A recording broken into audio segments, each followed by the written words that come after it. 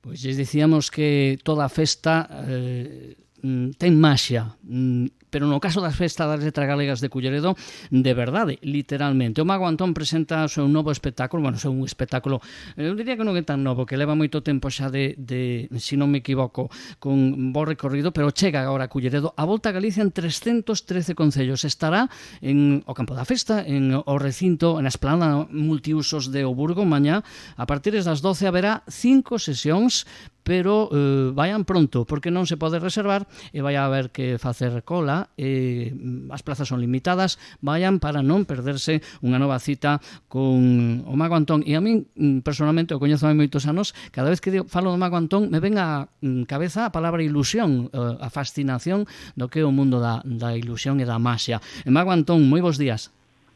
Bos días, que tal? Benvido de novo, despois de moito tempo, a Radio Culleredo.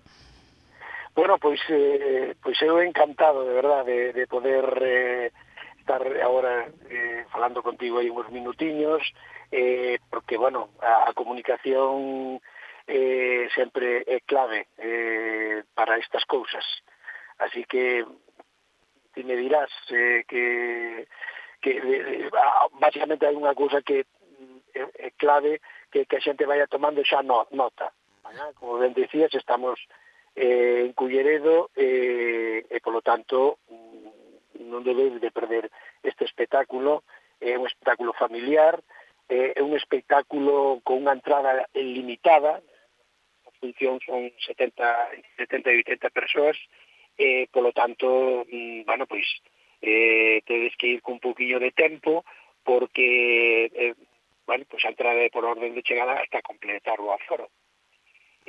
Falando xa de todas estas cousas así que non son tan máxicas, pois falemos do que tú queiras. Antón, canto tempo leva o Mago Antón dando a volta a Galicia con esos 313 concellos que a forman? Hai un momentinho estaba pensando un pouco en todo isto. Este ano en concreto pois cumpro 50 anos. Lembrome que foi no ano 1975, na época da transición, cando comecei a actuar. Bueno, pois eso, facemos as contas, estamos no 2025, 50 anos. 50 anos de maxia. Un tema que teño sempre moi presente, que no 79, 4 anos despois, xa me fixen profesional, o sea, que tomei a decisión de vivir da miña paixón, que era a maxia, non? Sabendo as dificultades que iso podía ter. Bueno, teño que decir que en ese momento tomei unha decisión, e a decisión foi que eu iba a facer sempre en Galicia e en galego. Estamos no Día das Letras Galegas, pois sempre pensei non só somos o que comemos, nin o que sentimos, sino que tamén somos o que falamos. E, por lo tanto, eu, pois, todos os espectáculos que fixen, que foron a chea deles, de distintos formatos, lembrome de unha maneira moi especial de unha montaxe dun espectáculo multimedia que se fixo no 93, e precisamente pois na esplanada multiusos da Ría do Burgo, bueno, con unha carpa enorme, contando pois unha historia do camiño, que foi, bueno, pois para min o espectáculo bueno, de máis envergadura, en fin, e estou realmente satisfeito de ese espectáculo e de outros que viñeron despois, e deste tamén, da Volta a Galicia en 313 concellos. Tamén no Mago Móvil lembro que fixen pois a Volta a Galicia en 365 escolas, iba polos colexios e polas mañás, os rapaces e rapazas, en vez de entrar nas clases de matemáticas, entraban nunha clase de maxia, logo facían unha unidade didáctica. En fin, son moitas lembranzas ao longo de todos estes anos. E cambiou a percepción do público, é dicir, a mí me parece que a sociedade vai como que os nenos como que medran antes, fanse adultos antes ou facemos que se fagan adultos antes, como que se perde un pouquiño esa capacidade de receptividade á fascinación que, por exemplo, pode dar un espectáculo de maxia ou de ilusionismo, non? E que os adicades profesionalmente notades eso ou non? Ou cada vez necesitamos máis ilusión e nos deixamos levar? Como é o público de hoxe? Bueno, básicamente a ilusión é algo que, independentemente da época, é algo que sempre é inherente, non? A todos nós. E non só en Galicia, en calquera parte do universo, non? Do mundo. E, polo tanto, teño reflexionado un pouco tamén sobre este tema e en algún momento, pois, entraxe algún medo, pero é certo que cando os espectáculos que faz si son de verdade, entonces e a xente percibe eso, pois claro, o asombro está presente, non só o asombro, tamén os espectáculos de máxia teñen un punto tamén non só de fascinación, sino tamén de divertimento, non? Ademais, son espectáculos, os espectáculos que producen e produzo moi para a familia, non? Disfrutan os rapaces, os pais, os avós, e o invento do Mago Móvil, que ven de lonxe, ese que é o Mago Móvil, pois, un teatro sobre rodas, xa aparecín con ela lá polo 95, teño feito moitos espectáculos, non? Nel, diferentes, e é un espazo fantástico pola proximidade, non? Eso de poder ver o mago e prácticamente tocalo é algo que non sucede nun teatro, non? E esa evolución do público que evidentemente, bueno, como decías, a ilusión queda aí, non? Pero supoño que o mellor o pasar do tempo fai que un se teña que reinventar ou a maxia ten eso que se mantén no tempo e o de sempre, o básico triunfa sempre? Mira, o máis importante na miña vida sempre foi a paixón polo traballo, por mellorar e por crear cousas novas, diferentes, pero se iso non o perdes, no meu caso, despois de 50 anos, sigo ca mesma forza que tiña cando tiña 30, pois xa é algo que consubstancial, non? É dicir, o de estar facendo maxia e que esa maxia cada vez sea diferente, pois é algo lógico, non? Pero é moi fermoso, non, poder vivir todas estas funcións, porque claro, a xente dirá, bueno, pues, vas facer 5 funcións, son 5 horas de traballo, bueno, como se fosen 10. De feito, na pandemia, pues, tiño feito 8 ou 9 funcións cando só podían entrar no Mago Móvil 30 persoas, non? Non teño... O sea, para min cada función é diferente, porque o público é diferente, e iso pois é o que me permite pois seguir, non, na brecha e seguirei sempre, non?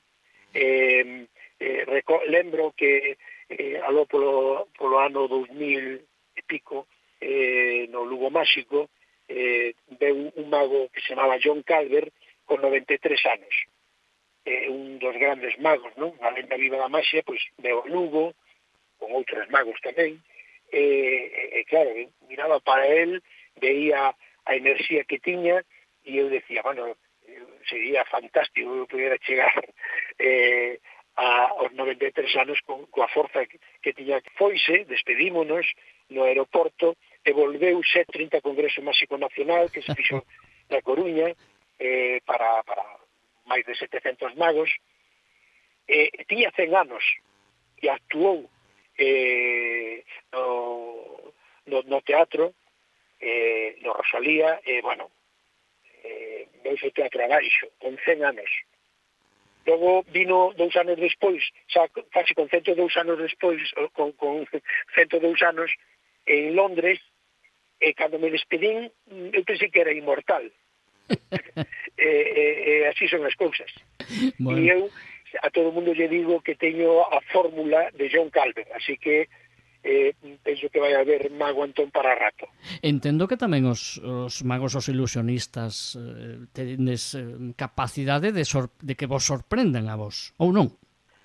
Ou vistes todo? Sí, pero sempre dunha maneira diferente, non? Porque de alguna maneira conocemos as 4 reglas, entonces pois sempre o vemos desde outra perspectiva diferente a como ve o público.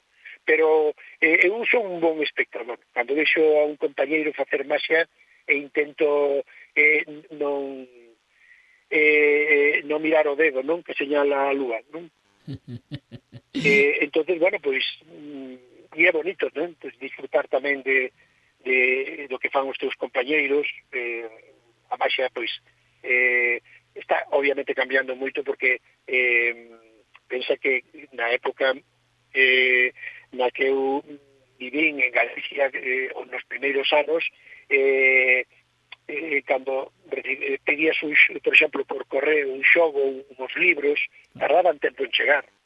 E estabas ilusionado, non? Que chegaran, bueno, son moi de libro, non? Os meus mestres foron moi especiais e son diferentes os mestres de agora, obviamente porque estamos nunha sociedade global, xa metidos de cheo na inteligencia artificial, e hoxe posiblemente o problema que temos os magos, ou que teñen os magos, non? Que están comenzando, non é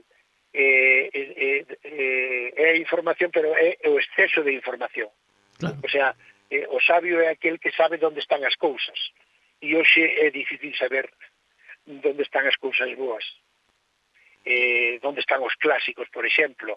En fin, bueno, pero cada época é diferente e hai que adaptarse a ela. Antes de rematar, Mago Antón, cando remata o traballo, que para o Mago Antón non é traballo, a mí me ven a seguinte pregunta: como te relaxas? Pasas da maxa ou te pos a ver programas ou vídeos ou xente que traballa? A mí sucedeme algo que eu tive a ocasión de ver ao longo destes anos, que nos sucede a unha chea de magos, non? Que vivimos na maxia ás 24 horas do día e calquer cousa da túa vida sempre estás poñendo en clave de maxia, non? Se ves unha película, se ves un cuadro, se ves calquer cousa, sempre está en clave de maxia. Eu a Galicia vexo en clave de maxia, obviamente. A maxia que ten a nosa lingua, bueno, pois é infinita e é necesaria, non? Entonces, bueno, pois de feito, bueno, teño un espectáculo que se chama 1000 maxas máis, que recolle un pouco, bueno, pois esa frase de Cunqueiro das 1000 primaveras máis para a nosa lingua, non? E en ese espectáculo, pois, xogo coas palabras e poño en vivo e en directo, non? Esa necesidade de que temos que falar, non? A lingua dos nosos avós, dos nosos pais, para que o noso país dure sempre. Dicíamos ao principio, nos chamamos Antón porque nos apetece moito que a xente vai a ver o espectáculo, e Antón, evidentemente, o primeiro interesado en que sexa así. E que lles decimos, cal é a palabra máxica, se me permites a broma? Bueno, a palabra máxica,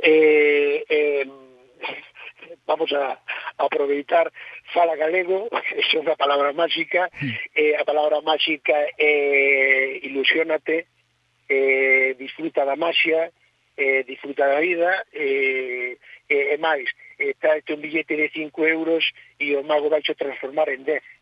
Pero bueno, realmente, pois, o único que podo asegurar é que van a ser 50 minutos de tempo ben invertidos.